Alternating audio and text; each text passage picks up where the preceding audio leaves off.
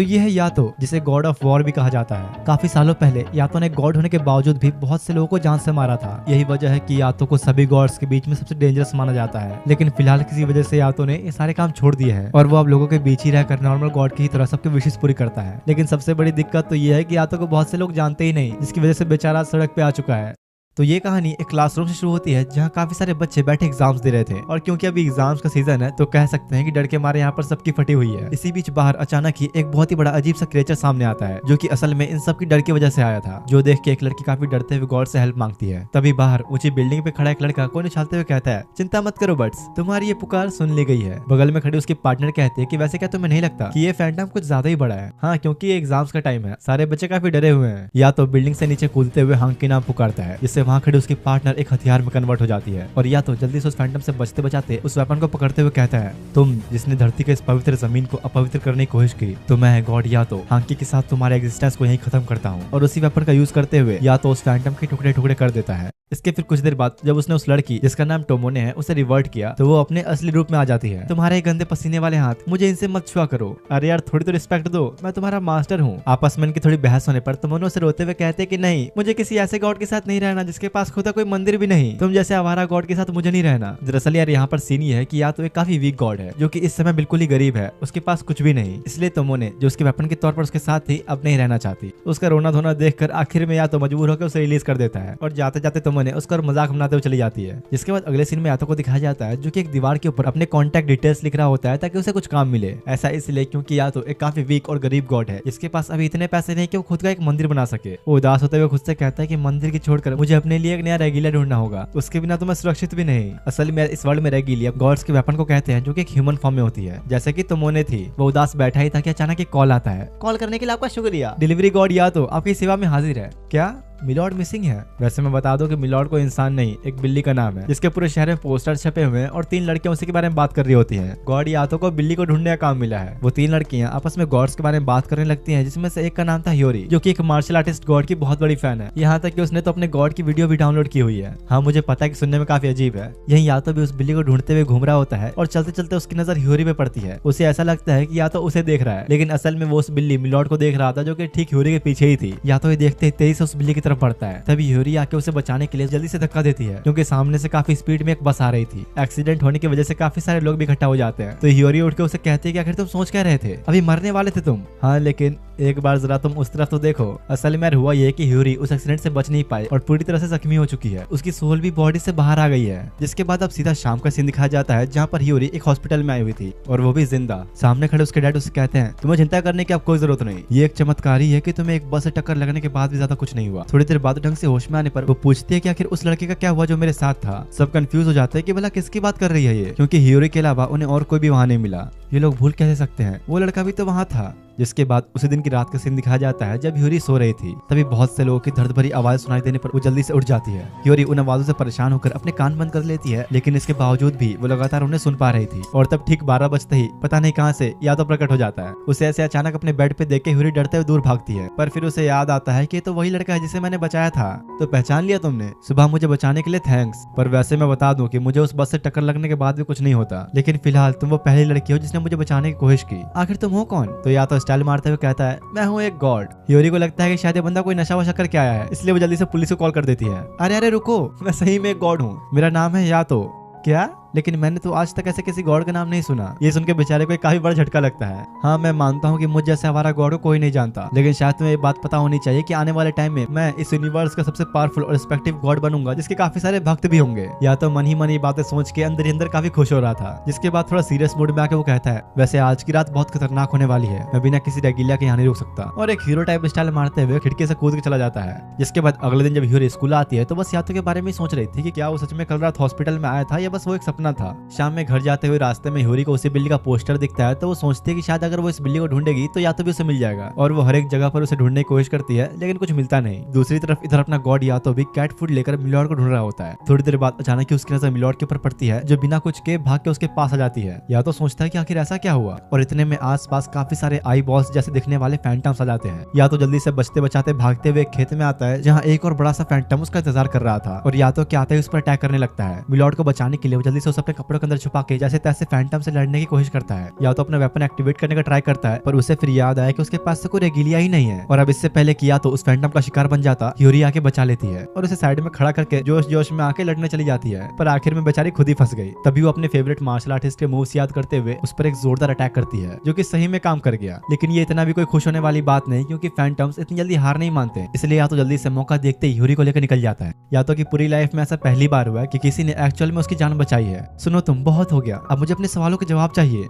हाँ ठीक है, लेकिन जरा तुम पीछे तो देखो, तुम्हारी सोल ऑलरेडी बॉडी से बाहर आ चुकी है। ये क्या हो रहा है? क्या मैं मर गई? नहीं, ऐसा नहीं है। इसे बस ऐसा मान लो कि तुम्हारी बॉडी अभी सो रही है। और या तो के कहने के थोड़ी देर बाद ही ह्यूरी की सोल वापस उसके बॉडी में चली जाती है, जिसके बाद एक घर का सीन दिखाया गया जहाँ पर एक छोटा बच्चा काफी परेशान था, क्योंकि मिलॉर्ड उसी की कैट का नाम है। तभी डोरबेल बजती है और जब उन लोगों ने बाहर जाकर देखा तो मिलॉर्ड वापस आ चुकी थी। वो बच्चा बड़ा खुश होते हुए या तो का थैंक्स कहता है। दूसरी तरफ वो यहाँ बेहोश पड़ी ह्यूरी को कंधे पर उठाकर घर ले जा रहा होता है, लेकिन होश में आते ही वो उल्टा यातो को ही मारने लगी और देखती है कि उसकी पूंछ जो कुछ टाइम पहले वहाँ पर थी वो अब गायब हो चुकी है। उसके पूछने पर यातो बताता है कि तुम्हारे साथ ये सब उस एक्सीडेंट की वजह से हुआ है। देखो, असल में इस वर्ल्ड में दो किनारे मौजूद हैं, एक नियर शोर और दूसरा फार शोर, और पता नहीं कैसे पर तुम इन दोनों ही वर्ल्ड्स के बीच में आ चुकी हो। नियर शोर में तुम्हारे जैसे नॉर्मल इंसान जिंदगी जीते हैं और फार शोर में मौत के बाद की जिंदगी। और तुम्हारे केस में ये हुआ है कि तुम जिंदा तो हो, लेकिन साथ ही एक फैंटम भी बन चुकी हो। फैंटम उन क्रिएचर्स को कहा जाता है जो लोगों की डर की वजह से पैदा होते हैं। तो इसका मतलब मैं भी उन फैंटम्स जैसे ही हूँ। देखा जाए तो हाँ, लेकिन नहीं, तुम हाफ ह्यूमन और हाफ फैंटम हो। लेकिन एक बात याद रखना, तुम्हारे सोल का इस तरह बॉडी से निकलना ये अब रेगुलर होने वाला है। तो अब आखिर में वापस इंसान कैसे बनूंगी? लेकिन उसके इस सवाल का जवाब तो यातो के पास भी नहीं होता।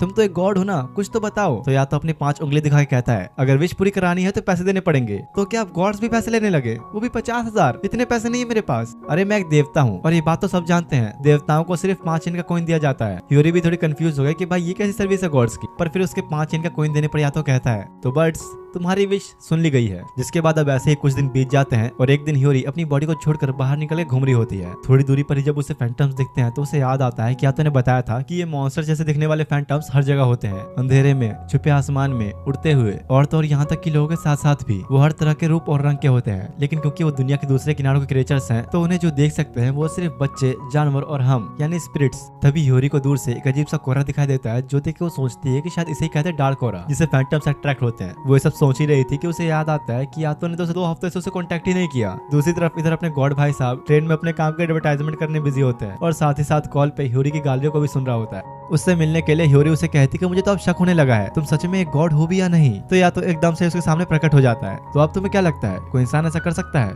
हाँ, पर मुझे अभी भी शक है। भला कौन सा गॉड ऐसे ट्रैक सूट और गले पे इस तरह अजीब सा कपड़ा पहनता है? तुम्हारे पेरेंट्स ने तुम्हें सिखाया नहीं क्या? डोंट जज a book by its cover. और तुम्हारी जानकारी के लिए मैं बता दूं कि ये मेरा एक बहुत ही खास स्कार्फ है। ये लोग आपस में बात ही कर रहे थे कि तभी कुछ लोग वहाँ पर आते हैं जो ह्यूरी को बड़ी अजीब नजरों से देख रहे थे, क्योंकि असल में बात यह है कि यातो को हर कोई नहीं देख सकता, मतलब कि यातो उनके लिए पूरी तरह से इनविजिबल है। अच्छा ये बताओ, आखिर तुम उन फैंटम्स अलग कैसे हुए, क्योंकि तुम्हें भी तो लोग नहीं देख सकते? तो यातो समझाता है कि मैं फैंटम्स का उल्टा फार शोर से बिलोंग करता हूँ। मैं किसी ह्यूमन के जरिए पैदा नहीं हुआ, मैं एक गॉड हूँ जो लोगों की इच्छा से बना है। पर मेरा छोड़ो, तुम तो खुद हाफ फैंटम हो। तभी ह्यूरी का ध्यान जाता है कि वो फिर से अपनी बॉडी से अलग हो गई। देखो, अगर मैं सच कहूँ तो तुम अपने स्पिरिट फॉर्म में बिल्कुल भी सेफ नहीं। इस वक्त तुम पूरी एक जीती जाती फैंटम हो, यानी कि वो तुम्हारे पीछे जरूर आएंगे, और अगर वो आ गए तो तुम्हें अपने वश में करके तुम्हारे सोल के ऊपर कंट्रोल पा लेंगे। ऐसा होने पर तुम हमेशा हमेशा के लिए अपने आप को खो दोगी। सीधे शब्दों में कहा जाए तो तुम उस प्रोटेक्टेड लाइन को भी क्रॉस कर दोगी जो तुम्हें कभी नहीं करना चाहिए, और इसके बाद तुम्हें मिलेगा सिर्फ और सिर्फ एक दर्द से भरा नर्क। तो इतना टाइम क्यों लगा रहे हो? जल्दी से मुझे ठीक करो। हाँ हाँ, डरो मत, कर दूंगा। वैसे भी तुमने मुझे 5 येन दे दिए हैं। धीरे धीरे ऐसे पैसे जमा करते करते फाइनली मैं अभी एक दिन खुद का एक बड़ा सा मंदिर बनाऊंगा। देख लो यार, गॉड्स के भी अलग ही शौक है। या तो ये सब सोचते सोचते अपनी दुनिया में खो जाता है। तो ह्यूरी उसे कहती है कि आखिर तुम मुझे कब ठीक करने वाले हो?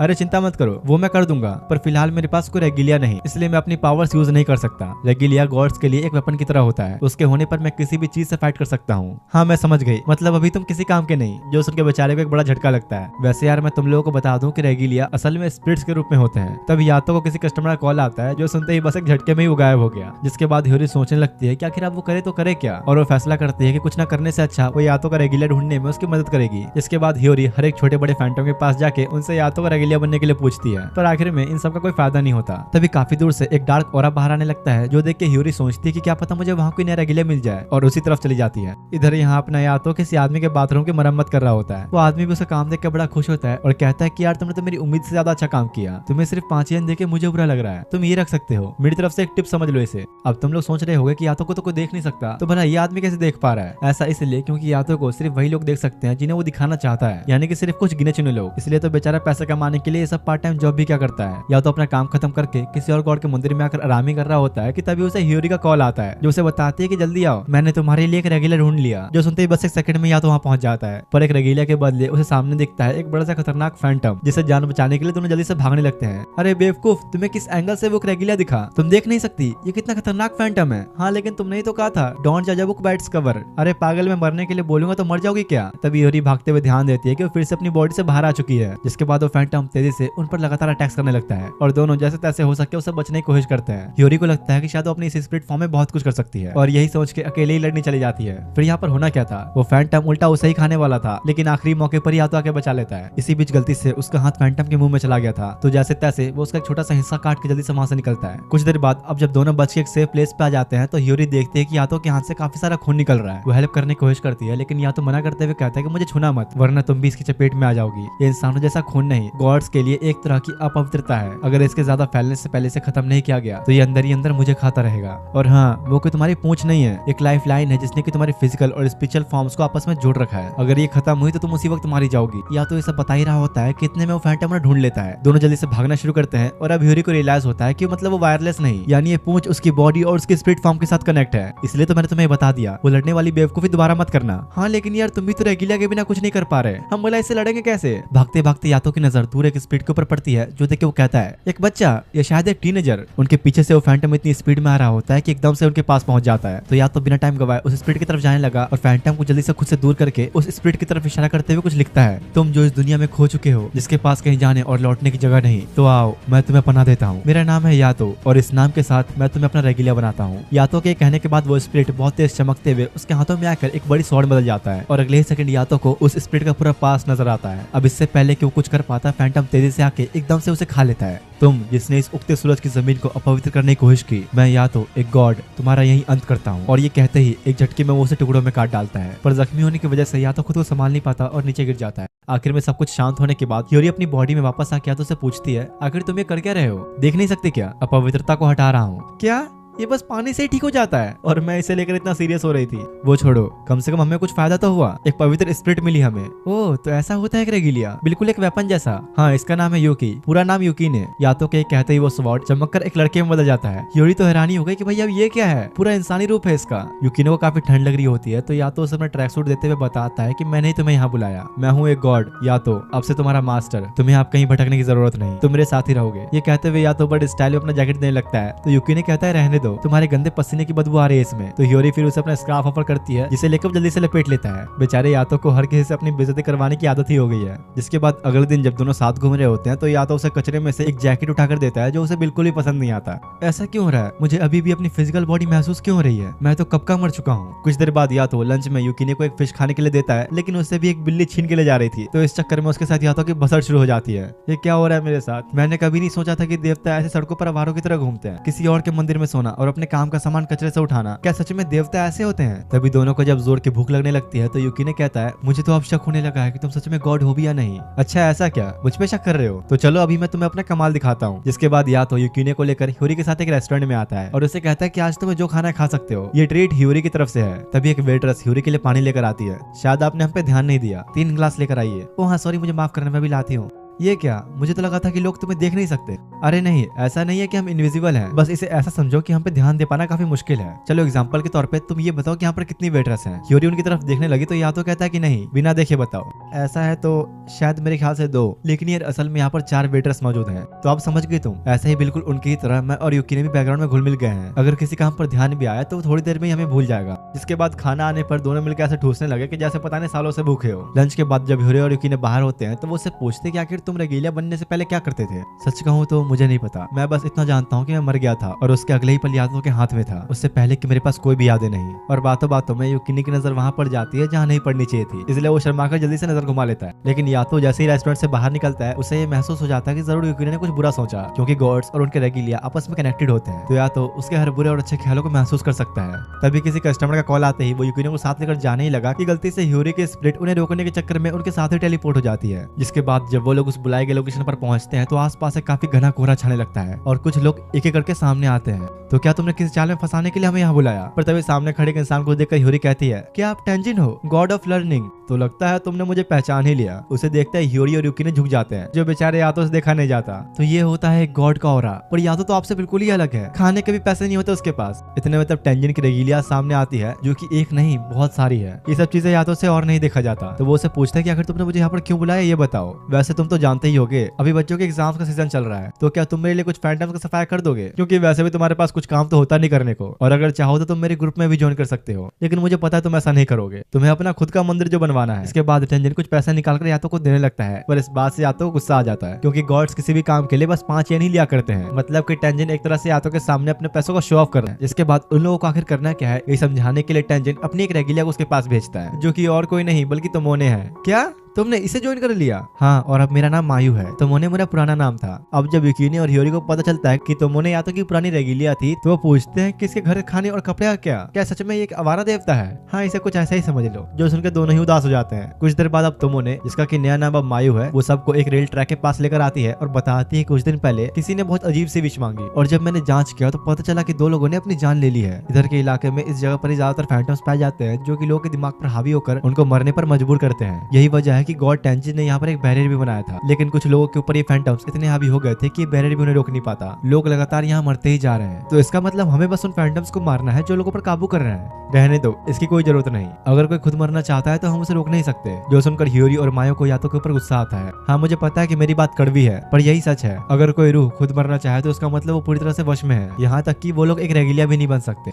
यातो से ऐसी बातें सुन के गुस्से में ह्योरी अकेले ही उन फैंटम से लड़ने चली जाती है, पर यातो को कोई फर्क नहीं पड़ता। अगर तुम भूल गए तो मैं तुम्हें याद दिला दूं कि एडवांस पेमेंट तुम्हें मिल चुकी है, तो ये काम तुम्हें करना ही पड़ेगा। वैसे मुझे नहीं लगता कि ह्योरी को अकेले लड़ने देना सही रहेगा। दूसरी तरफ ट्रेन स्टेशन का सीन दिखाया जाता है, जहाँ पर ह्योरी अपना काम कर चुकी थी, लेकिन ये इतना आसान भी नहीं था। उसके सामने एक के बाद एक काफी सारे फैंटम्स अपीयर होने लग जाते हैं, जिनका सामना वो चाह के भी नहीं कर सकती, और वो सब मिलकर ह्योरी को एक ट्रेन ट्रैक पर रख देते हैं, जहाँ पर सामने से एक ट्रेन बहुत ही स्पीड में आ रही होती है। पर तभी एंड मौके पर यादव पहुंच के उन फैंटम्स को काट डालता है और दोनों जल्दी से ट्रेन के ऊपर चढ़ जाते हैं। तुम्हें याद तो है ना, पूंछ कट गई तो अपनी जान गवा दोगी। उसी ट्रेन ट्रैक के रेलवे क्रॉसिंग के पास एक लड़का खड़ा होता है, जिसे एक फैंटम ने वश में कर रखा था, पर सही टाइम पर यातो अपने रेगिलिया युकिने के साथ उसको टुकड़ों में काट डालता है, और साथ ही उसके इस खतरनाक अटैक की वजह से आसपास की चीजें भी कट जाती हैं। लगता है तुमने तो कुछ ज्यादा ही ताकत लगा दी। दूसरी तरफ रेलवे ट्रैक के उस पार तोमोने यातो का शुक्रिया अदा करते हुए अपना सर झुकाती है। शाम के टाइम तीनों जब जा रहे होते हैं तो ह्योरी उससे पूछती है कि तुमने तो कहा था कि तुम मरने वालों को नहीं रोकोगे, लेकिन लगता है कि तुम भी ऐसा नहीं चाहते, है ना? तुम गलत हो। मैं बस किसी को इन लोगों के सामने मरने नहीं देना चाहता, और यातो का इन लोगों से मतलब युकिने और तोमोने जैसी रेगिलिया से है, क्योंकि उन सब ने खुद की जान नहीं ली, मतलब वो और जीना चाहते हैं। इसलिए यातो किसी भी दूसरे इंसान को इन लोगों के सामने मरने नहीं दे सकता। उसकी बातों को ढंग से समझने पर ह्योरी रोने लगती है, तो यातो को लगता है कि जरूर युकिने ने ही कुछ किया होगा। रात में आप दोनों एक मंदिर में आते हैं, जहाँ युकिने को काफी ठंड लग रही होती है, तो यातो उसे वही कचरे से उठाई हुई जैकेट लाकर देता है। तो अब बेचारा गरीब का बच्चा क्या ही करे। वैसे आज तुमने अपने पहले दिन के हिसाब से काफी अच्छे काम किया, मतलब मैं तुम्हें लेकर बिल्कुल सही था। जिसके बाद युकिने सो जाता है और एक लड़की उन्हें दूर से देख रही होती है। सोते हुए यातो अपने ही सपने में डूबा था, जहाँ वो इस वर्ल्ड का सबसे पॉपुलर गॉड बन जाता है और सब लोग उसके ही भक्त बने होते हैं। वो इतना खोया हुआ था कि गुस्से में युकिने ही उसे लात मार के नीचे फेंक देता है। सुबह सुबह ह्योरी दोनों के लिए ब्रेकफास्ट लेकर आती है, पर युकिने के साथ मिलकर वो भी यातो के सपने का मजाक उड़ाने लगती है। तो लगता है तुम्हें दिखाना ही पड़ेगा कि एक गॉड क्या कर सकता है। मेरे सपने अब सच होने वाले हैं, क्योंकि मैंने ये जो खरीदा, उस औरत ने मेरा हाथ देखकर कहा कि इस मटके पर सिर्फ मेरा नाम लिखा है, यही मुझे अमीर बनाएगा। जो सुनकर दोनों कहते हैं कि लो भाई, एक गॉड के साथ ही स्कैम हो गया। यातो ने और भी कई सारी चीजें खरीदी थी और उसे लग रहा था कि बस अब इसी से मेरे सपने सच हो जाएंगे, लेकिन इतनी बकवास सुनकर युकिने और ह्योरी गुस्से में उसका मटका ही तोड़ डालते हैं। बेचारा या तो सदमे में ही चला गया देख के। ये सब फालतू का नाटक छोड़ कम से कम कुछ काम धंधा तो कर लो। अब इसमें मैं क्या करूं जब मुझे कुछ काम ही नहीं मिल रहा। तो ह्योरी फिर उसे थोड़ा सा आराम से समझाती है कि कोई ऐसा काम तो होगा ही जिससे तुम और ज्यादा पैसे कमा सको। तो या तो खड़ा होते हुए कहता है, जाओ जाकर अपनी बॉडी लेकर आओ, तुम्हें आज किसी से मिलवाना है। फिर वो ह्योरी और युकिने को अपने साथ लेकर कहीं पर आता है। दोनों कंफ्यूजन में ही होते हैं कि आखिर हम लोग यहाँ पर करने क्या आए हैं। और तभी या तो किसी को आवाज लगाता है और अगले ही सेकंड अचानक एक लड़की आके यातो के गले लग जाती है। उन दोनों को ही अपनी आंखों पर यकीन नहीं होता कि भाई उन्होंने क्या देख लिया। तो यार इससे मिलो, ये है कोफुको, मेरी प्यारी गर्लफ्रेंड। जो सुन के उन दोनों को एक बड़ा झटका लगता है कि भाई ये कैसे हो गया। कोफुको, दरअसल मुझे तुमसे एक एहसान चाहिए। हाल ही में मैंने इस बच्चे को अपना रेगिलिया बनाया, पर तुम तो जानती ही हो मेरे हालात कैसे हैं। मैं उसे इस ठंड में कुछ गर्मा गर्म खिलाना चाहता हूँ, पर देखो मुझे, मैं तो उसे पहनने के लिए ढंग के कपड़े भी नहीं दे पाया। उसके सामने या तो और ज्यादा ड्रामा करने के लिए मगरमच्छ के आंसू बहाने लगता है। तो बेचारी कोफुको से अपने बीएफ की हालत देखी नहीं जाती और उसे कुछ पैसे दे देती है। यातो की तो भाई किस्मत ही चमक गई। तो ये करना था इसे। इसको घटिया इंसान कहना भी घटिया शब्द की बेइज्जती है। इतने में अंदर से एक आदमी आके यातो को एक लात मारता है। मैंने कहा था ना तुझे मेरी मिस से दूर रहने के लिए, क्या इनका चक्कर चल रहा है। असल में यार ये आदमी कोफुको का एक रेगिलिया है जिसका नाम है कुरो और इंसानी नाम है दाइगोकू। कोफुको असल में 7 गॉड्स ऑफ फॉर्च्यून में से एक है। वैसे तुम दोनों बड़े अच्छे कपल हो। ऐसा किसने कहा? हम लोग कपल नहीं, लेकिन तुमने तो अभी थोड़ी देर पहले कोफुको को अपनी मिस कहा था। हाँ, क्योंकि मिस तो बस एक टाइटल है, असल में मेरी मास्टर है। क्या तुम्हें इस बात से कोई परेशानी है? उसका एक गुस्से वाला एक्सप्रेशन देख के दोनों की फट जाती है। पीछे बैठा या तो कहता है उसकी आंखों में मत देखना, काफी डेंजरस हो सकता है। ये भले ही तुम्हें बाहर से सख्त दिख रहा है पर बच्चों को देखे पिघल जाता है। जो सुन के गुस्से में दाइगो को फिर से या तो लात मार के बाहर फेंक देता है। थोड़ी देर तक चारों आपस में मस्ती करते हैं और बातों बातों में कोफुको बताती है कि या तो वो नहीं जो तुम्हें बाहर से दिखता है वो सभी गॉड्स में सबसे डेंजरस माना जाता है, तो बच के रहना उससे। ये देखो यार, एक अच्छी खबर, मुझे एक नया काम मिला। और युकिने को घसीटता हुआ अपने साथ ले जाता है। पर दाइगोकू को ये बात समझ नहीं आती कि आखिर या तो इन्हें यहाँ क्यों लेके आया था। अगले सीन में एक आदमी को दिखाया जाता है जो कि एक बिल्डिंग की छत पे खड़ा अपनी माँ से माफी मांग रहा होता है और तब अचानक या तो प्रकट हो जाता है जिससे दोनों ही नीचे गिर जाते हैं। अरे तुमने उसे धक्का क्यों दिया? क्या यार, इतनी जल्दी गिर गया मैं, किस्मत ही खराब है मेरी। तो क्या बात है वर्ड्स, लव इश्यू या फैमिली इश्यू, या तुम्हारा कोई काम ठीक नहीं चल रहा? चिंता मत करो, जो भी परेशानी हो या तो गॉड तुम्हारी मदद के लिए हाजिर है। इतने में ह्योरी और युकिने भी यातो के पीछे पीछे नीचे गिरते हैं और युकिने देखता है कि यातो के सारे कार्ड्स प्रिंटेड नहीं, उसने खुद लिखा है। तब वो आदमी अपना कार्ड देते हुए बताता है कि मैं पहले एक एजेंसी में काम किया करता था जिसका हाल ही में दिवाला निकल गया। मेरे पास इस आखिरी ऑप्शन के अलावा और कोई रास्ता नहीं बचा था। मैं तो अपने पेरेंट्स को कॉल लगा रहा था पर लगता है गलती से शायद तुम्हें लग गया। हाँ, किस्मत की बात है। तो क्या तुम मुझे अपनी पूरी कहानी बता सकते हो? पीछे से ह्योरी कहती है कि भाई कहानी बाद में सुन लेना, पहले उसे गिरने से तो बचा लो। पर वो आदमी को इस बात से कोई फर्क नहीं पड़ता और कहानी बताने लगता है। दरअसल ये पिछली सर्दियों की बात है जब मैं एक लड़की से मिला। अरे लेकिन यहाँ मेरा चेहरा क्यों है? क्योंकि अभी मेरे सामने तुम हो, इसलिए यही चेहरा मेरे दिमाग में आया। तो जैसा मैं कह रहा था, उस लड़की से मैंने बात करने की कोशिश की लेकिन वो कुछ ज्यादा उदास थी। तो मैंने उसका मूड ठीक करने के लिए उसे अपने साथ शहर घुमाने का सोचा। धीरे धीरे मैं उसके साथ और भी ज्यादा समय बिताता गया और देखते ही देखते मुझे उससे प्यार हो गया। सब कुछ सही चल रहा था, हम दोनों खुश थे। तब इस स्टोरी को बीच में रोकते हुए युकिने कहता है, सिर्फ मुझे ही ऐसा लग रहा है या सच में हम लोग काफी देर से गिर रहे हैं? सवाल तो भाई देखो बिल्कुल जेन्युइन है, ग्रेविटी कहाँ है इसमें? वो आदमी अपनी कहानी जारी रखते हुए बताता है कि सब कुछ सही चल रहा था लेकिन फिर धीरे धीरे हमारे साथ बुरी घटनाएं होनी शुरू हो गई, एक के बाद एक लगातार। और कुछ दिनों में ही मेरी कंपनी का भी दिवाला निकल गया और खुद की मेरी बची कुछ सेविंग्स भी खत्म हो गई। आखिर में मैंने सोचा कि मैं उस लड़की को प्रपोज कर दूं, पर मुझे नहीं लगता कि अब मैं उसके जरा भी लायक हूँ। जिसके बाद यातो के कहने पर वो आदमी उन सबको उस लड़की की फोटो दिखाता है जो कि और कोई नहीं बल्कि कोफुको थी। वैसे मैंने तुम लोगों को पहले कहीं बताया नहीं, लेकिन कोफुको गॉड ऑफ पॉवर्टी है, गरीबी की देवी। मेरी बात मान ले भाई, उस लड़की को भूल जा। उसके साथ रहने पर बदनसीबी के अलावा और कुछ नहीं मिलेगा। वैसे भी अभी उसके आसपास एक बहुत ही डेंजरस इंसान है, उससे पंगा ना लो तो ज्यादा बेहतर। और हाँ, ये कोफुको कोई जवान लड़की नहीं है, उसकी उम्र तो तुम्हारी दादी की दादी की दादी से भी ज्यादा है। ये सब सुन के वो आदमी उदास हो जाता है। तो या तो उसे कहता है कि चलो ठीक है, अब मैं तुम्हारी कोफुको के साथ सारी यादें मिटा देता हूँ। नहीं रुको, मुझे कोई परवाह नहीं, अगर मैं मर भी गया तो मैं उससे बहुत प्यार करता हूँ। तो या तो उसे एक जोरदार पंच मारते हुए कहता है कि जो इंसान खुद को मारने के लिए तैयार हो वो क्या किसी से प्यार करेगा? युकिने, तुम रेडी रहना। वैसे क्या तुम्हारा कोई लास्ट मैसेज जो तुम उसे देना चाहो? हाँ, बस उसे कह देना कि वो हमेशा खुश रहे। चिंता मत करो बर्ड्स, तुम्हारी विश सुन ली गई है। ये कहते हुए या तो उसकी कोफुको के साथ सारी यादें मिटा देता है और आखिर में काफी घंटों के बाद ग्रेविटी की भी नींद खुल जाती है। जिसके बाद अब शाम में तीनों कोफुको के पास आते हैं सारी बातें बताने के लिए कि कैसे उसकी वजह से आज एक आदमी मरने वाला था। देखो मेरी इसमें कोई गलती नहीं, तुम मुझे कहीं जाने ही नहीं देते इसलिए ऐसा हुआ। हाँ, नहीं जाने देता क्योंकि तुम्हारे बाहर जाने पर सिर्फ और सिर्फ तबाही होती है। लेकिन भले ही जो भी हुआ, तुम जैसे बच्चे के पास इतनी काबिलियत होना काफी हैरानी वाली बात है। क्या ये सही में इतना मुश्किल है? हाँ, क्योंकि रिश्तों को मिटाना बनाने से ज्यादा मुश्किल होता है। या तो लगता है तुम्हें काफी अच्छा रेगिलिया मिला है। अरे हाँ, मैं तो इसे देखते ही समझ गया था कि जरूर इसमें कुछ बात है। जिसके बाद दाइगोकू उस आदमी को बचाने के लिए यातो को 5 का कॉइन देता है क्योंकि आखिर में ये सब कोफुको की वजह से ही तो हुआ था। अब जब तीनों जाने लगते हैं तो ह्योरी कोफुको से पूछते कि तुमने जो कहा था कि यातो एक काफी डेंजरस गॉड है, तो वो बस एक मजाक था, है ना?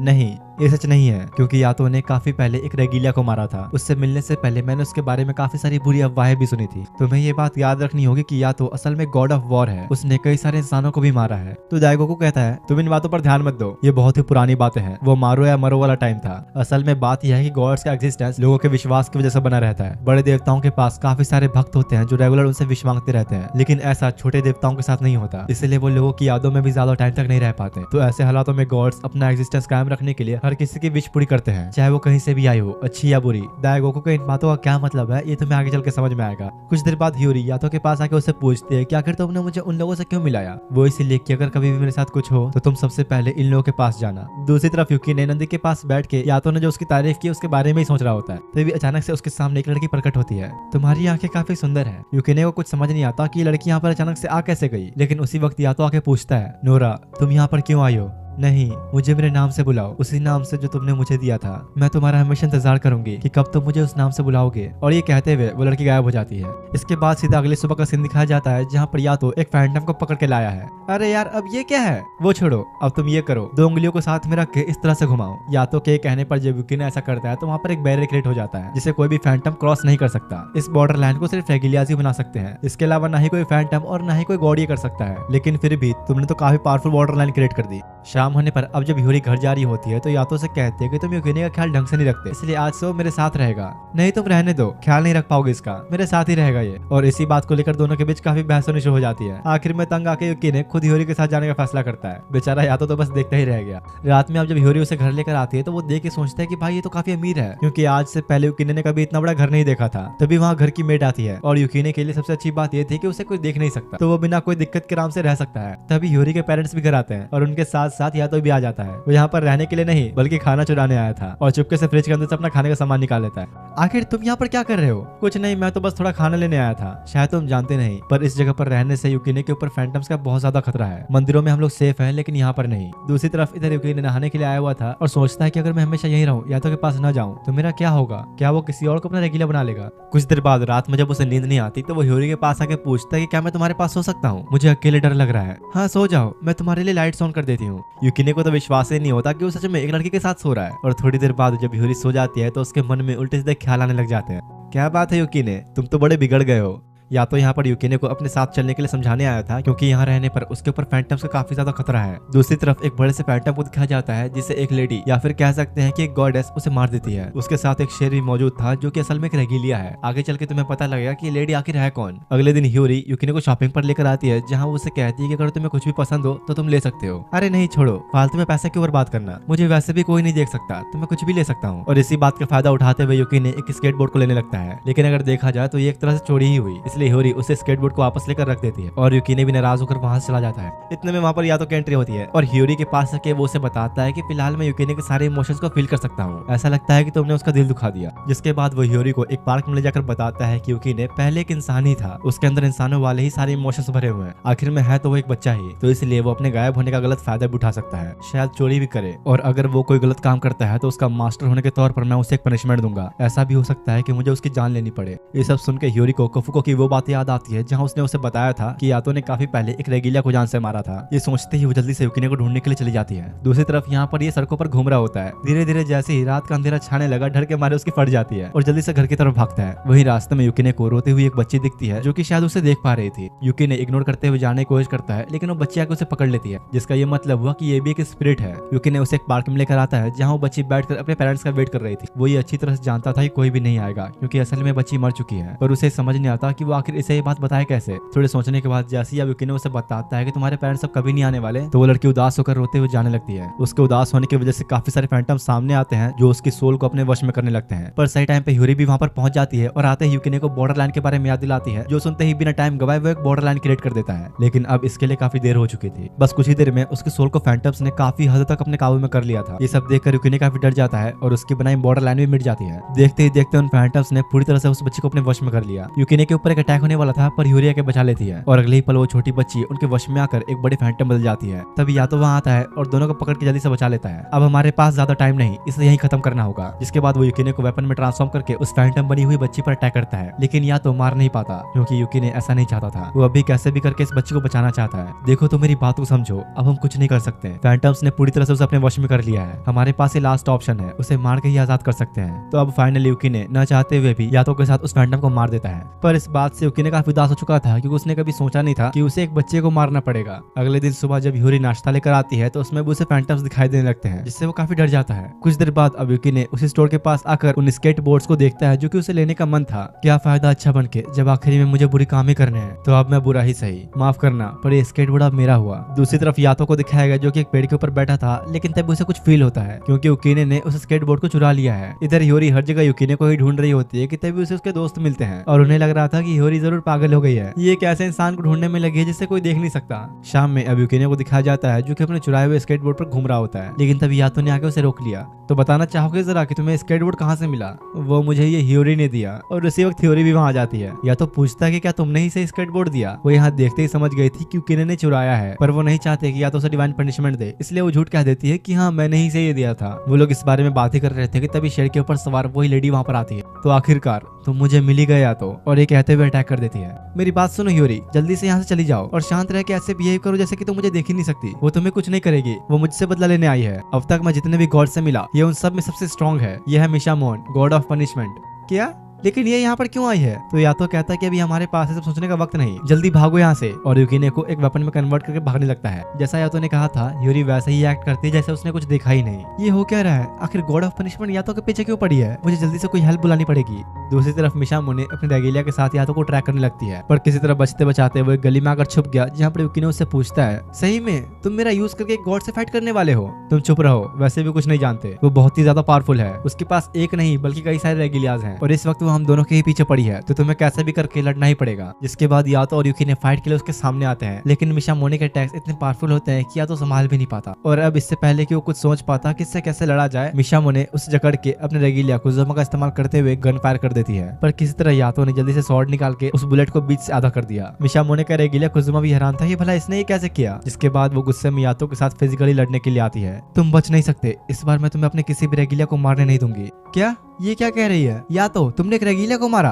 लेकिन क्यों? तुम थोड़ी देर अपना मुंह बंद नहीं रख सकते क्या? दूसरी तरफ इधर हियोरी को दिखाया जाता है जो कि भागकर कोफुको और दाइगोको के पास मदद मांगने के लिए आती है। प्लीज उसकी मदद करो, गॉडेस ऑफ पनिशमेंट मिशामोने यातो के पीछे पड़ी है, वो आज उसे मार के ही रहेगी। देखो मैं समझती हूँ, पर ये उन दोनों का आपसी मामला है, इसमें हम कुछ नहीं कर सकते, क्योंकि यातो ने काफी पहले मिशामोने के रेगिलिया को जान से मार डाला था। पर ये सुनने के बाद भी हियोरी उनसे लगातार यातो की मदद करने के लिए रिक्वेस्ट करती है। चलो ठीक है, मैं तुम्हारी हेल्प कर दूंगी और तुम्हें इस विश को पूरा करने के बदले पैसे देने पड़ेंगे। तो हियोरी इसके लिए भी मान जाती है। ठीक है, तो डील पक्की हुई। जिसके बाद हियोरी यातो को ढूंढने के लिए अपनी बॉडी से बाहर आती है। क्या बात है, ये लड़की ऐसा भी कर सकती है। और क्योंकि हियोरी एक स्प्लिट होने के साथ साथ आधी फैंडम भी है, तो बहुत जल्दी ही यातो के लोकेशन का पता लगा लेती है। दूसरी तरफ इधर अपने गॉड भाई साहब मिशामोने से किस तरह बचते बचाते एक जंगल में आके छुपे होते हैं। यूकिने पूछता है कि आखिर क्या वजह थी कि तुमने उसके रेगिलिया को मारा? बस इतना समझ लो कि मुझे उसे मारना पड़ा, इसलिए मारा। अच्छा, तो अगर मैंने कोई गलती की या तुम्हारे काम के लायक नहीं रहा, तो क्या तुम मुझे भी मार डालोगे? बकवास बंद करो अपनी, ये फालतू की बातों का टाइम नहीं है मेरे पास। और इसी बात को लेकर दोनों के बीच झगड़ा होने लगता है। लेकिन इतने में मिशामोने भी वहाँ जाती है। या तो ऑलरेडी काफी इंजर्ड हो चुका था, पर आज जिंदा बचने के लिए उसे लड़ना ही होगा। अब इससे पहले कि मिशामोने अटैक करती, कोफुको और दाइगोको पहुंच जाते हैं और बिना टाइम गवाए कोफुको जल्दी से दाइगोको का यूज करते हुए एक बड़ा पोर्टल क्रिएट करती है, जिसके अंदर से एक साथ कई सारे फैंटम्स बाहर आते हैं। मिशामोने का रेगिलिया कुजुमा उसे पीछे हटने के लिए कहता है, लेकिन वो नहीं मानती और अपने लायन से यातो पर अटैक करवाती है। वो ऑलरेडी इतना इंजर्ड हो चुका था कि कुछ भी नहीं कर पाता।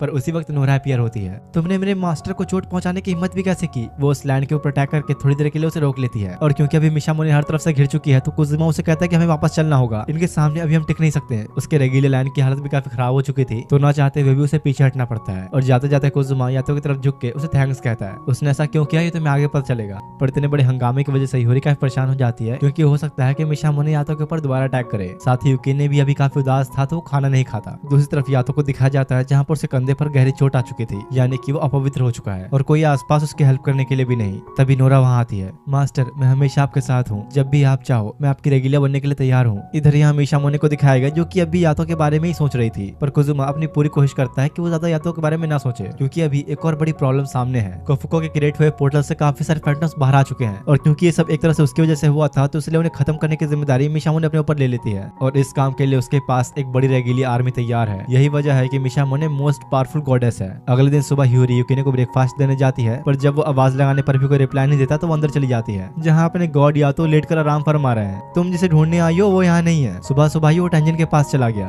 अरे तो तुमने उसे रोका क्यों नहीं? क्यों रोकता भला, मुझे उससे कोई मतलब नहीं, तुम चाहो तो ढूंढने जा सकती हो। ये सुनते ही हियोरी जल्दी से भागते हुए टेंजन के पास आती है, जहाँ वो उसे बताते हैं कि हाँ यूकिने आया था और उसने मुझसे रिक्वेस्ट भी किया था कि मैं उसे अपने साथ रख लूं, लेकिन मुझे उसे मना करना पड़ा, क्योंकि ऐसा करने से यूकिने भी नोरा बन जाता। ये नाम सुनते ही हियोरी हैरान होते हुए इस बारे में पूछती है कि आखिर नोरा है क्या, क्योंकि उसे अब तक ही लग रहा था कि नोरा उस स्पिरिट का नाम है।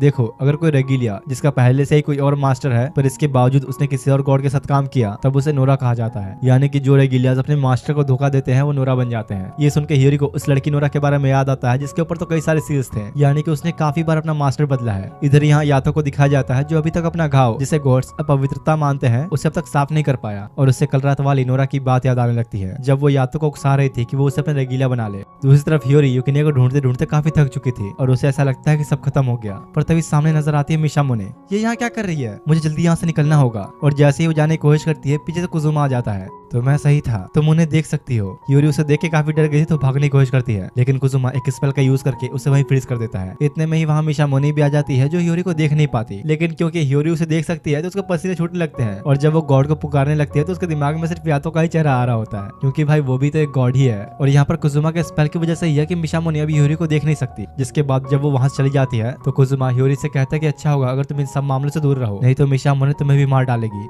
हाँ लेकिन तुमने भी मेरी मदद क्यों की? तुम तो यातो को मारना चाहते हो ना। देखो भले ही फिलहाल यातो हमारा दुश्मन है, लेकिन मैं ये कभी नहीं भूल सकता कि गॉड यातो ने एक बार मेरी जान बचाई थी। मुझे कभी थैंक्स कहने का मौका नहीं मिला। यही वजह थी कि कुजुमा ने पिछली फाइट के दौरान यातो का थैंक्स कहा था। पता नहीं तुम जानती हो या नहीं, पर अभी यातो के पूरे शरीर में ही अपवित्रता फैलती जा रही है। ये किसी चोट की वजह से नहीं बल्कि उसके रेगिलिया यूकिनी की वजह से हो रहा है। जल्दी ही हमें उसका कुछ करना होगा, नहीं तो यातो की जान खतरे में आ जाएगी। ये सुनकर ह्यूरी को याद आता है कि यातो पहले भी कई लोगों को मारा करता था और उसने एक रेगिलिया को भी मारा है, तो कहीं वो गुस्से में आकर यूकिनी के साथ ऐसा न कर दे। इसके बाद अब शाम में एक पार्क का सीन दिखाया जाता है जहाँ पर यूकिनी टेंजन के ऊपर गुस्सा हो रहा था क्योंकि उसने उसे रखने से मना जो कर दिया। अचानक ही तब वहाँ यातो प्रकट होता है।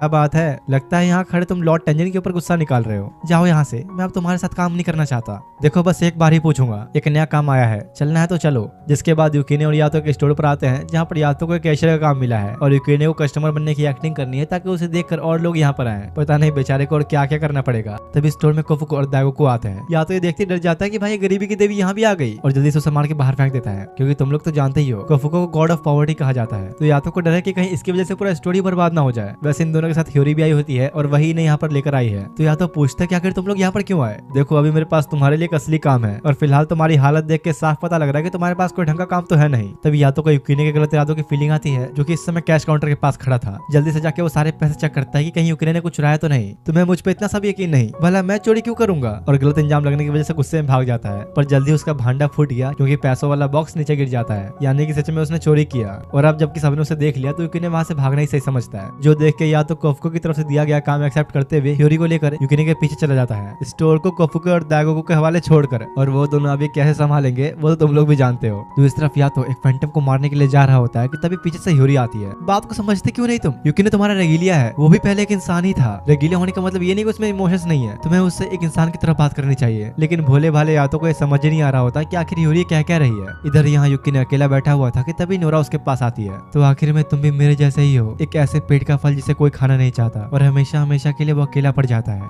इतने में यातो भी वहाँ पहुंच गया और पूछता है कि नोरा आखिर तुम यहाँ पर क्या कर रही हो? मास्टर आप जब चाहे मेरा यूज कर सकते हैं, आपको इस फालतू से रेगिलिया के ऊपर टाइम वेस्ट नहीं करना चाहिए। सुनो यूकिने, तुमने नोरा से जो कुछ भी सुना उस पर ध्यान मत दो, आप चुपचाप आओ और मेरी मदद करो। जिसके बाद या तो यूकिने को अपनी स्वॉर्ड में ट्रांसफॉर्म करके ऊपर उड़ रहे फैंटम की तरफ पॉइंट करते हुए अटैक करता है, लेकिन वह यहाँ पर बिल्कुल उल्टा, या तो उसे मार नहीं पाता क्योंकि यूकिने ही उसके साथ नहीं देना चाहता। आखिर तुम कर क्या रहे हो? ऐसे हम मारे जाएंगे। और इतने में ही वो फैंटम उड़ते हुए आके यातो को खाने की कोशिश करता है, जिस वजह से यातो पूरी तरह जख्मी हो जाता है। चलो ठीक है यूकिने, अगर तुम मेरी मदद नहीं करना चाहते तो कोई बात नहीं। और वो एक बोतल निकालता है जिसके अंदर काफी सारा होली वाटर था जो यातो ने श्राइन से भरा था, और अपनी स्वॉर्ड के ऊपर वो पानी डालता है और फिर इसके अगले ही पल यातो ने उस फैंटम के टुकड़े टुकड़े कर दिए होते हैं। साइड में जहाँ नोरा खड़ी सब देख रही थी, वहीं पर एक अनजान इंसान आके उसे कहता है तो आखिर में उसने तुम्हें फिर से एक बार ठुकरा दिया स्कारलेट। इतने सालों तक साथ रहने के बाद भी उसके इस बात से ये पता चलता है कि नोरा का रियल नेम स्कारलेट है। जिसके बाद अब रात का सीन दिखाया जाता है जहाँ पर ह्यूरी को यूकिने का रूम खाली देख के कुजुमा की बात याद आती है। तुम्हें कुछ करना ही होगा, अगर यूकिने गॉड यातो के साथ नहीं रहा तो उसकी वजह से वो आज नहीं तो कल मारे जाएंगे। जिसके बाद अगले दिन का सीन दिखाया जाता है जहाँ पर ह्यूरी अभी भी कुजुमा की बातों को ही सोच कर परेशान हो रही थी कि पता नहीं अब यातो का क्या होगा। और देखो नाम लिया शैतान हाजिर, वो अजीब सा पोज देते हुए सीधा लेडीज वॉशरूम में ही घुस गया। तो अच्छी खासी धुलाई भी होती है बेचारे की, और साथ ही यूकिने भी ह्यूरी के पीछे पीछे वहाँ आ गया था तो उसे भी खर्चा पानी मिल जाता है। मेरी क्या गलती यार, मैं तो अपने क्लाइंट से मिलने आया था।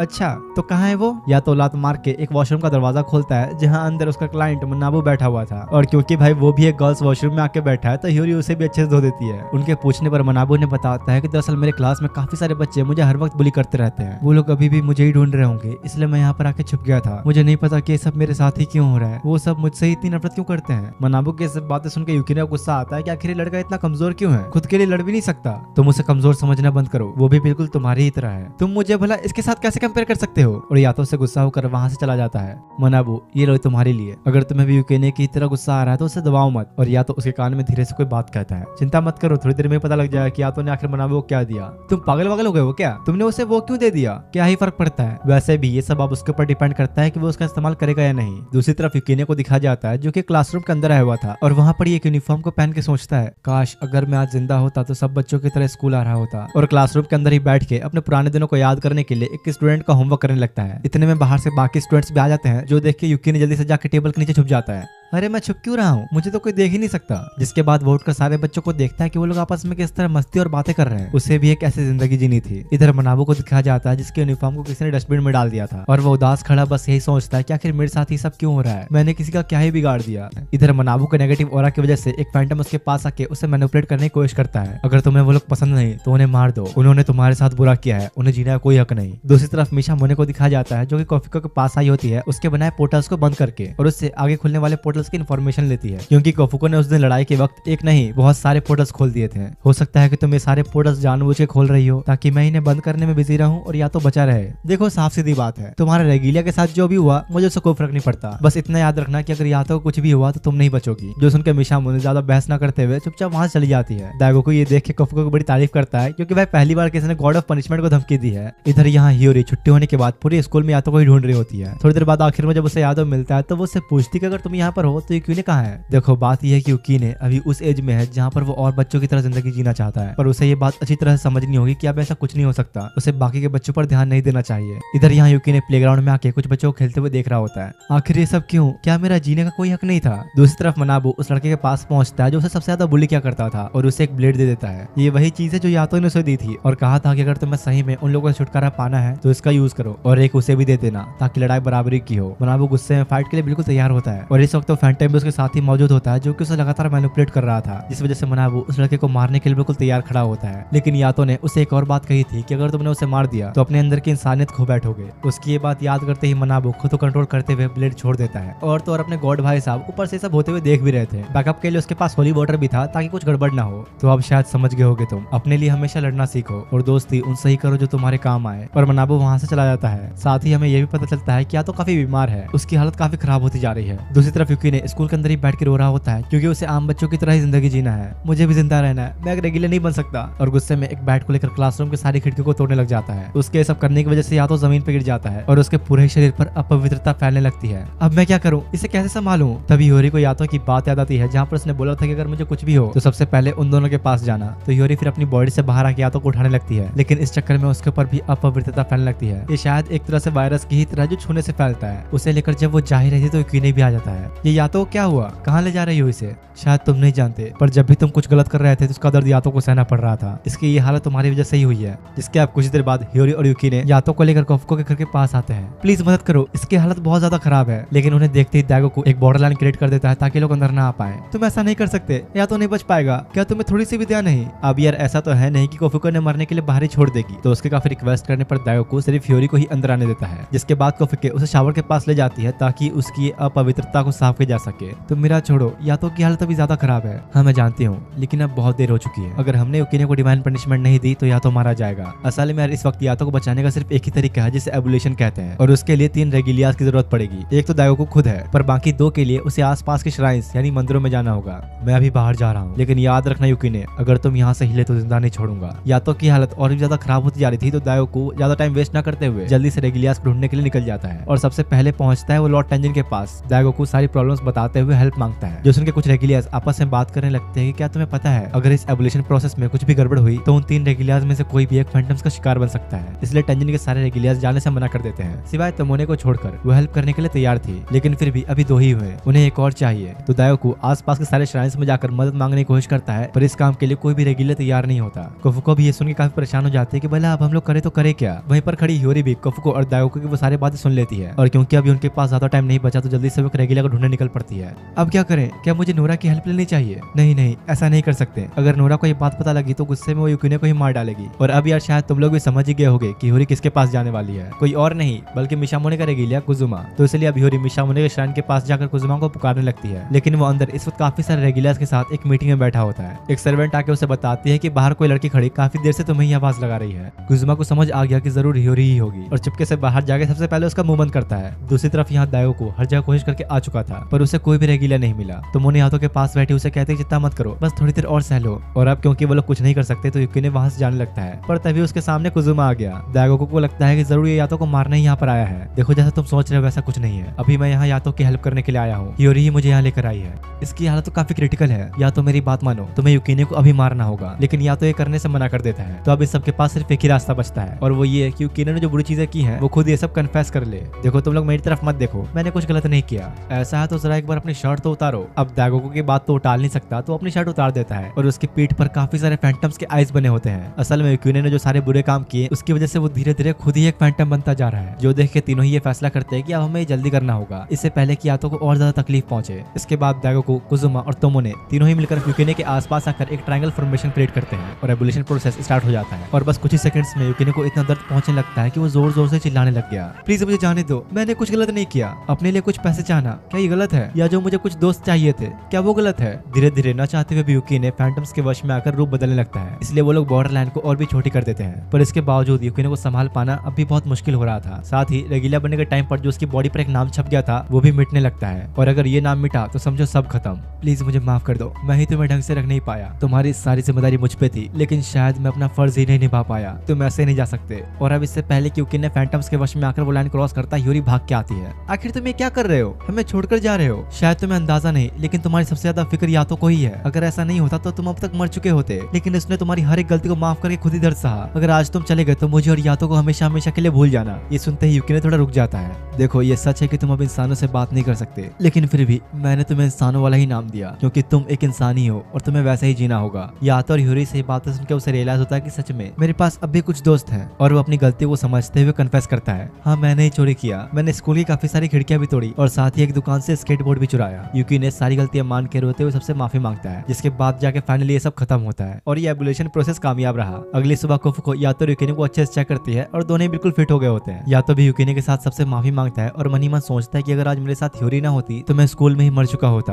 और अगर उसने नोरा को बुला लिया होता तो युकिने मर जाता। एक बार फिर से उसने मेरी जान बचा ली। और यहाँ पर कुछ ज्यादा इमोशनल सीन क्रिएट होने की वजह से सब रोने लग जाते हैं, यहाँ तक कि दागोको भी। दूसरी तरफ नोरा को दिखाया जाता है जो कि इस वक्त उसी आदमी के साथ होती है जिसने उसे स्कारलेट कहकर पुकारा था। तो क्या तुम्हें सच में यकीन है कि या तो गॉड ऑफ वॉर रह चुका है?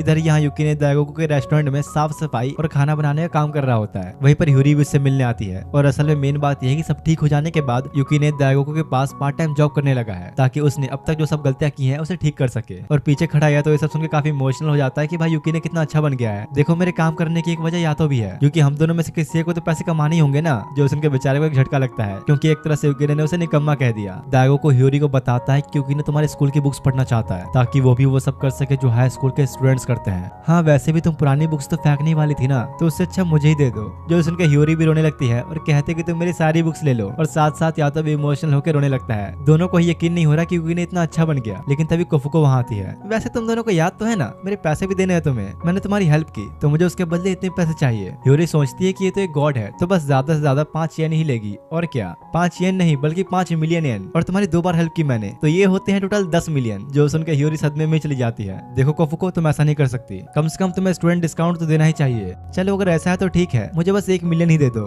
देखा देखा मैंने सीधे 90% डिस्काउंट दिलवा दिया ना। लेकिन ह्यूरी को सुन के बहुत ही गुस्सा आ जाता है। एक तो तुमने अब तक मेरी प्रॉब्लम ठीक भी नहीं की और तो और ऊपर से मुझे सारे पैसे देने को कह रहे हो। इनकी लड़ाई की आवाजें गार्डन में बैठे दागोको तक भी आ रही थी। कुछ देर बाद या तो दोनों को साथ लेकर टेंजन के पास पहुंचता है, उसको थैंक्स कहने की उसने तोमोने को भेजा मदद के लिए। तो वो उसे पूछती कि आखिर तुम सोच क्या रहे थे, अपनी हालत इतनी खराब क्यों होने दी? अगर तुम पहले युकिने को अलग कर देते तो इतना दर्द नहीं सहना पड़ता। हाँ मैंने ऐसा नहीं किया क्योंकि युकिने कुछ अलग है, उसमें सभी से कुछ अलग बात है और मैं उसे खोना नहीं चाहता। साथ ही मैं चाहता था कि उसे खुद अपनी गलती रियलाइज हो। तभी टेंजिन और यातो की आपस में किसी बात पर बहस छिड़ जाती है। इधर तोमोने ह्योरी और युकिने को अपने साथ लेकर साइड में आती है और उन्हें बताती है कि शायद तुम लोग अभी नहीं जानते, पर काफी टाइम पहले टेंजिन ने भी एक रेगिलिया को निकाल दिया था क्योंकि वो पूरी तरह अपवित्र हो चुकी थी। तुम्हारे साथ भी कुछ ऐसा ही हुआ था युकिने, और वो एक कॉन्टेंजियस स्टेट था। तुम गायब भी हो सकते थे लेकिन तुम बच गए। हाँ, मुझे पता है गलती मेरी थी, मुझे माफ कर दो। नहीं, तुम्हें माफी मांगने की जरूरत नहीं। वैसे मैं भी तुम्हें समझ सकती हूँ, एक रेगिलिया होना आसान नहीं। छोटी सी गलती से भी हम अपवित्र हो सकते हैं क्योंकि हम चारों ही तरफ से फैंटम से घिरे हुए हैं। तो ऐसे में कभी भी ऐसा हो सकता है कि हमारे गलत इरादे हम पे हावी हो जाएं। दूसरी तरफ या तो यहाँ पर टेंजिन को बता रहा होता है कि पता नहीं क्यों एक्सीडेंट के बाद से ह्योरी की स्पिरिट उसकी बॉडी से बाहर आ जाती है। पता नहीं ऐसा क्यों हो रहा है, पर मैंने उसे प्रॉमिस किया हुआ है कि मैं उसकी हेल्प करूंगा। लेकिन सच कहूँ तो मुझे खुद ही नहीं पता कि इसे कैसे ठीक किया जाए, इसलिए मैं उसे टाल रहा था। लेकिन अभी लगा अगर 3 वर्ष ने मेरी जान बचा ली तो सोच रहा हूँ कि उसकी मदद कर ही दूं।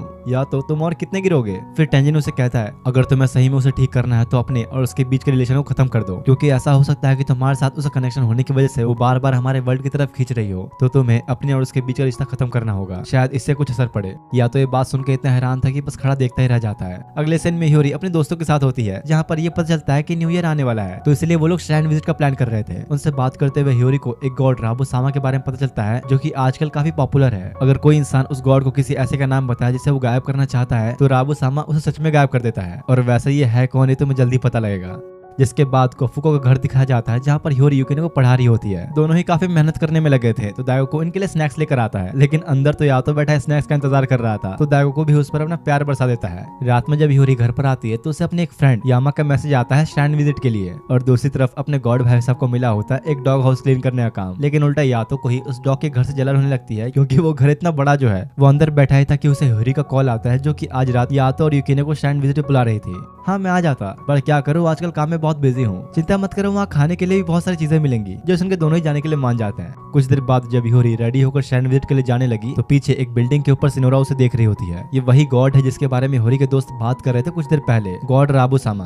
तो ये वही लड़की है जो यातो के साथ रहा करती है। चलो उसे मार डालते हैं। नहीं रुको, अभी ये हमारे काफी काम आ सकती है। अगले सीन में ह्योरी अपने दोस्तों से मिलती है जो कि बड़े चोमू से बन के आए हुए थे और उसको इतना सजा हुआ देखकर हैरान होते हैं। आज मैं तुम लोग को अपने एक और फ्रेंड से मिलवाने वाली हूँ। अच्छा, वो एक लड़का है? मतलब इसलिए तुम इतना सच के आई हो? जरूर तुम दोनों के बीच कुछ चल रहा होगा। अरे नहीं नहीं, ऐसा कुछ नहीं जैसा तुम लोग सोच रहे हो। जिसके बाद तीनों थोड़ा घूमते फिरते हुए श्राइन विजिट करते हैं, पर अब तक उसे यातो नहीं मिला था। तो ह्योरी उसे ढूंढने लगती है और कुछ समय बाद काफी लोगों के भीड़ में यातो उसे दिख भी जाता है, तो वो उसको बुलाने के चक्कर में उसके पीछे चली जाती है और हमेशा की तरह ही अपनी बॉडी फिर से वहीं पर छोड़ गई। दूसरी तरफ यातो इधर युकिने के साथ भागते हुए कहीं जा रहा होता है क्योंकि उसे एक नया काम मिला है फैंटम्स को मारने का। दोनों आप बताई हुई जगह पर पहुंचते हैं जहाँ पर एक फैंटम था और यातो उसे बड़े आराम से मार देता है। लेकिन सिर्फ एक नहीं, अब उसके सामने एक साथ कई सारे फैंटम्स अपीयर होते हैं और अब इन्हें मारने के अलावा उसके पास और कोई रास्ता नहीं, तो यातो लड़ने के लिए तैयार हो जाता है और दूर से खड़ा राबू ये सब देख रहा था। तो यातो और युकिने, चलो देखते हैं कि आखिर तुम लोग अब क्या कर सकते हो। असल में यार सारे फैंटम्स यहाँ पर राबू नहीं बुलाए थे ताकि वो यातो के रियल पावर्स देख सके। इधर ह्योरी उन दोनों को ढूंढते ढूंढते एक अलग ही जगह पर पहुंच जाती है जहाँ पर यातो तो नहीं मिलता लेकिन नोरा मिल जाती है। तुम आखिर यहाँ पर क्या कर रही हो? ताकि मैं तुम्हें खत्म कर सकूं, एक हाफ फैंटम को। और तभी नोरा कुछ फैंटम डॉग्स को ह्योरी के पीछे छोड़ देती है। उसे कुछ समझ नहीं आता कि आखिर नोरा ऐसा क्यों कर रही है और किसी तरह उन डॉग्स से बचते बचाते हुए भागने लगती है। आखिर तुम ये सब क्यों कर रही हो? बस मैं तुम्हें पसंद नहीं करती इसलिए। उनसे बचते बचाते हुए ह्योरी एक बिल्डिंग के ऊपर पहुंच जाती है, लेकिन अभी वो काफी थक चुकी थी, उसमें भागने की और हिम्मत नहीं होती। वो डॉग्स उस पर अटैक करने ही वाले थे कि सूरज उग जाता है और उसकी रोशनी की वजह से सबके सब एक साथ गायब हो जाते हैं। तो प्यारी ह्योरी, अगर तुम बस इनसे ही डर गई तो मैं बता दूं कि आगे और भी बहुत कुछ होने वाला है, क्योंकि अब गॉड राबू सामा आ चुके हैं। अगर उनसे विश मांगी जाए तो राबू सामा किसी को भी खत्म कर सकते हैं, चाहे वो इंसान हो, फैंटम हो या भले एक गॉड क्यों ना हो। और असलियत तो ये है कि राबू सिर्फ और सिर्फ यातो को मारने के लिए ही फार शोर से यहाँ पर आया है। उससे ये सब बातें सुनकर ह्योरी बहुत हैरान होती है। मेरी बात मान लो, तुम बार बार इस दुनिया में आना बंद करो, तुम्हारी वजह से ही यातो कमजोर पड़ता जा रहा है। दूसरी तरफ यातो यहाँ पर लगातार फैंटम्स को मारने में लगा था, लेकिन वो फिर भी खत्म ही नहीं हो रहे थे। अब और नहीं, अब हम टाइम वेस्ट नहीं कर सकते। चलो युकिने इसे एक बार में खत्म करे। और वो ऐसा करता भी है, एक झटके में ही उन सबको खत्म कर डालता है और सब कुछ निपट जाने पर जल्दी से भाग के ह्योरी के पास जाता है।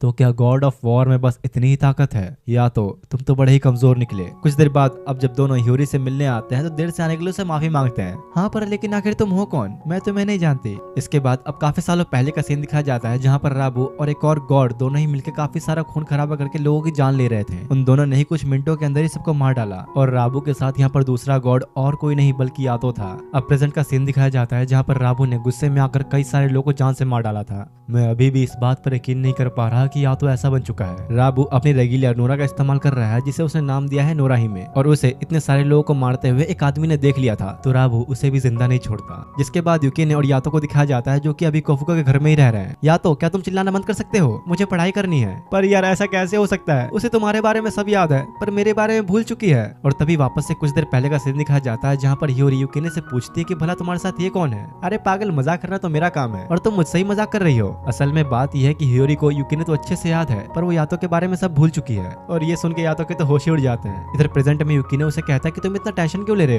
हो सकता है कि उसे कोई बीमारी हुई होगी इसलिए वो शायद से कुछ समय के लिए तुम्हें भूल गई है। पर यातो शांत बैठने वाला थोड़ी था। वो डिसाइड करता है कि मैं फिर से ह्योरी को पहले जैसा करके ही रहूंगा। जिसके बाद अगले दिन यातो यूकिने के साथ ह्योरी को लेकर उसी रोड पर आता है जहाँ वो लोग पहली बार मिले थे। तो याद है ना तुम्हें वो दिन हम लोगों ने यहाँ पर उस बिल्ली मिलॉर्ड को देखा था और मुझे बचाने के चक्कर में तुम्हारी बस से टक्कर हो गई थी। ये देखो मिलॉर्ड कुछ ऐसी दिखती है। अरे वाह मिस्टर यातो, आपकी ड्राइंग तो बहुत ही अच्छी है। बेचारा काफी कोशिश करने में लगा होता है पर ह्योरी को कुछ भी याद नहीं आता और वो अब घर जाने ही लगती है कि यातो उसका हाथ पकड़े कहता है चाहे कुछ हो जाए मैं तुम्हारी मेमोरीज वापस ला के ही रहूंगा। जिसके बाद अब शाम का सीन दिखाया जाता है जहाँ पर यातो ह्योरी की मेमोरीज वापस लाने के लिए काफी सारी ड्राइंग्स बनाने में लग गया है और यूकिने से पूछता है कि क्या तुम मेरी मदद नहीं करोगे? नहीं, रहने दो, इन बेकार की ड्राइंग से भला क्या ही याद आएगा उसे, फालतू ये सब मैं नहीं कर रहा। दूसरी तरफ ह्योरी नहाते हुए यही सोच रही होती है कि आखिर ये मिस्टर यातो है कौन और भला वो मुझे कैसे जानते हैं। इधर यहाँ काफी देर तक मेहनत करने के बाद यातो ने काफी सारी ड्राइंग्स बना लिए होते हैं। चलो चले, अगर उसने ये सब देख लिया तो जरूर मैं उसे याद आ ही जाऊंगा। यूकिने के साथ वो ह्योरी के घर जा ही रहा होता है कि रास्ते में नोरा मिलती है। तो कैसे हैं आप? गॉड यातो, मुझे लगा ही था ये सब तुमने ही किया है ना? हाँ सही कहा, मैंने ही उसकी मेमोरीज मिटा दी। वैसे भी तुम्हें भूलना तो बहुत ही आसान है और मैं चाहती हूँ कि तुम अपने असली रूप को पहचानो। याद करो कि आखिर तुम कौन थे। या तो उसकी बातों में आकर पुरानी चीजें याद करने ही लगता है क्योंकि उसे रोक लेता है। तो इस बार तुम्हारा क्या प्लान है? ह्योरी के साथ क्या करना चाहती हो तुम? कुछ नहीं, बस मैं चाहती हूँ कि तुम हमसे मिलने आओ। और तभी राबू वहाँ आके नोरा को एक वेपन में कन्वर्ट कर लेता है। ये क्या राबू, तुम जिंदा हो? हाँ कुछ ऐसा ही समझ लो। वैसे भी तुमसे मिले काफी समय हो चुका है। और एकदम से ही यातो पर अटैक कर देता है। दोनों के ही बीच फाइट शुरू हो जाती है लेकिन ये साफ दिख रहा था कि यातो राबू के सामने काफी कमजोर पड़ रहा है। जरा तुम अपने आप को देखो, तुम्हारी असली ताकत ये नहीं है। याद करो खुद को, आखिर तुम थे कौन? ये सुनते ही यातो फिर से उसके बातों में ही आने लग रहा था कि यूकी ने उसे टोक के होश में लाता है। धीरे धीरे उन दोनों की लड़ाई से आसपास का माहौल बदलने लगता है जो चीज मिशामुने और टेंजिन भी फील कर पा रहे थे कि जरूर कुछ तो गड़बड़ हो रही है। दूसरी तरफ यहाँ यूकी ने राबू के सामने कमजोर पड़ चुका था और ज्यादा लड़ने की उसमें ताकत नहीं बचती। तो यातो उसे रियल फॉर्म में वापस ले आता है। शायद तुमने सही कहा था फुरोहिमे, ये अब वो पुराना यातो नहीं रहा जिसे मैं जानता था। दरअसल यार फुरोहिमे वो नाम है जो राबू ने नोरा को दिया है। जिसके बाद वो भी अपने रियल फॉर्म में आ गई और यातो से कहती है ये मेरा वादा है तुमसे, अगर तुमने राबू को हरा दिया तो मैं ह्योरी की मेमोरीज वापस कर दूंगी। और इतना कहकर दोनों ही वहां से चले जाते हैं। जिसके बाद शाम का वक्त दिखाया जाता है जहाँ पर कुजुमा कोफुको के घर आया हुआ था आज जो मौसम में बदलाव हुआ था वो बताने के लिए। और जब उसे इन लोगों से पता चलता है कि सब राबू ने किया था तो वो कहता है कि मुझे कुछ अजीब फीलिंग आ ही रही थी, यकीन नहीं हो रहा कि वो सच में वापस आ गया। तो यूकी पूछता है कि आखिर ये राबू है कौन? दरअसल उसे गॉड ऑफ कैलेमिटी कहा जाता है। पहले तो वो इंसान ही था और एक जासूस के लिए काम किया करता था, लोगों को जान से मारने का काम। लेकिन उसके मरने के बाद भी एक मशहूर किलर होने की वजह से उसका डर लोगों के अंदर बैठा हुआ था। शायद यही एक वजह थी कि वो गॉड बन गया, एक इविल गॉड। राबू ने लोगों के विशेष पर फैंटम्स, इंसान और यहाँ तक कि गॉड्स को भी मारा है। तो आखिर उस जैसे को ह्योरी से क्या लेना देना? हाँ तुम नहीं जानते पर राबू एक समय पर यातो का दोस्त हुआ करता था। हाँ और मैंने तो ये तक सुना है कि उन दोनों ने साथ में जंग भी लड़ी थी। या तो दोस्त था उसका, मतलब कि उसने इंसानों की भी जान ली हुई है। हाँ सही कहा, और ये बात मैंने ह्योरी को भी बताई थी पर उसने फिर भी कभी यातो का साथ नहीं छोड़ा क्योंकि शायद वो जानती है कि यातो अब पहले जैसा नहीं रहा। अगर ऐसी बात है तो कुछ भी करके मुझे उसकी मेमोरीज वापस लानी ही होगी। दूसरी तरफ यातो की बात सुनकर टेंजिन कहता है ये तो बहुत अच्छी बात है ना, मैंने तुम्हें ये तो बताया ही था कि वो तुम्हारी वजह से ही अपनी बॉडी से बार बार बाहर आकर इस वर्ल्ड में आ रही थी। तो ये तो अच्छी बात है कि अब उसके साथ ऐसा नहीं होगा, तुम्हें उसके साथ अब अपने कनेक्शन तोड़ने होंगे। और यातो इस बार भी उसकी बात का कोई जवाब न देते हुए चुपचाप वहां से चला जाता है। थोड़ी देर बाद जब वो घर आया तो यूकिनो से कहता है मुझे तुमसे ह्योरी की मेमोरीज के बारे में कुछ बात करनी है। नहीं अब रहने दो, भूल जाओ उसे, ह्योरी और उसकी यादें दोनों को भूल जाओ, वही अच्छा रहेगा। यूकिने को ये उम्मीद नहीं थी कि या तो हार मान लेगा, इसलिए वो नाराज हो गया था और सोचता है कि आखिर अब इसे क्या हुआ, कल तक तो ये बड़े जोश में था। अगले दिन जब ह्योरी स्कूल में होती है तो अपने नोटबुक के अंदर उसने यातो की ड्राइंग देखी और सोचती है कि क्या सच में मैं इसे जानती हूँ? अगर ऐसा है तो मुझे कुछ याद क्यों नहीं आ रहा। इतने में उसे यूकिने का मैसेज आता है जिसने उसे आज पार्क में मिलने के लिए बुलाया है। इसके बाद शाम के टाइम ह्योरी यूकिने की बताई हुई जगह पर बैठकर उसका इंतजार कर ही रही होती है कि तभी वो एक पिक्चर बुक लेकर उसके पास आता है। चलो आज मैं तुम्हें कुछ कहानियां सुनाता हूँ। इस बुक के अंदर उन सारे इंसिडेंट्स की ड्राइंग बनी हुई थी जो या तो ह्योरी और यूकिने के साथ हुआ था। तो वो सारी पिक्चर्स दिखाते हुए उसके पीछे ही कहानियां बताने लगता है। और ये बात यातो को भी पता चल चुकी थी कि यूकी ने फिर से ह्योरी से मिलने गया है। नोरा उसके पास आती है। अब भला तुम यहाँ क्यों आई हो? क्या तुम्हें यूरी की मेमोरीज नहीं चाहिए जो मैंने उससे ले ली? दूसरी तरफ यूकी ने उसे पूरी कहानी बताकर कहता है, तो ये थी अब तक की हम तीनों की जर्नी, तुम, मैं और यातो। हाँ, लेकिन मुझे माफ करना, मुझे अभी भी उसके बारे में कुछ याद नहीं आ रहा, पर वैसे ये कहानी अच्छी थी, ऐसा लग रहा था कि हम अच्छे दोस्त हैं। तुम ये बुक मुझे दे दो, शायद मुझे कुछ याद आ जाए। और जैसे ही यूरी ने बुक अपने हाथ में ली, उससे पूछते कि आखिर आप कौन, क्या ये बुक आपकी है? मतलब कि वो अब यूकिने के बारे में भी भूल चुकी है, जिससे यूकिने बहुत हैरान होता है और बिना कुछ बोले बुक वहीं पर छोड़ के चला जाता है। और इधर यहाँ यातो को भी यूकिने के इमोशंस फील हो जाते हैं, तो वो नोरा से पूछता है कि आखिर अब तुमने क्या किया?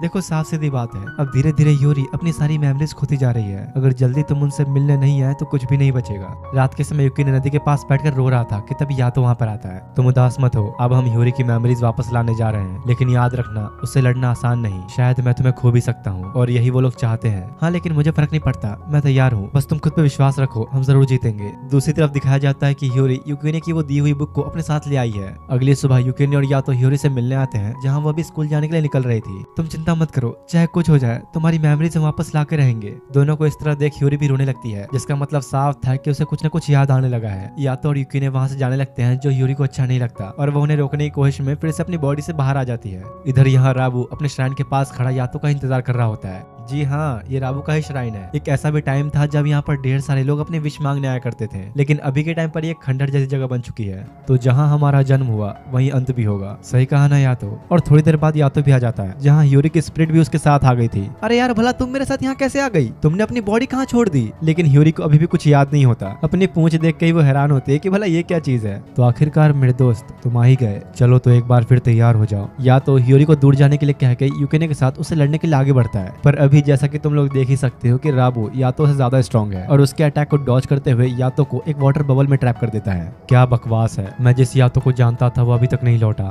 नहीं यार, मैं फंस नहीं सकता, ऐसे तो मैं सांस भी नहीं ले पाऊंगा। पर तब यूरी वहाँ आके उसे बबल से बाहर निकाल लेती है। तुम पागल हो क्या? यहाँ क्यों आई? दूर रहने के लिए बोला था ना मैंने। पर चलो कोई बात नहीं, जान बचाने के लिए शुक्रिया, और अब दूर ही रहना तुम।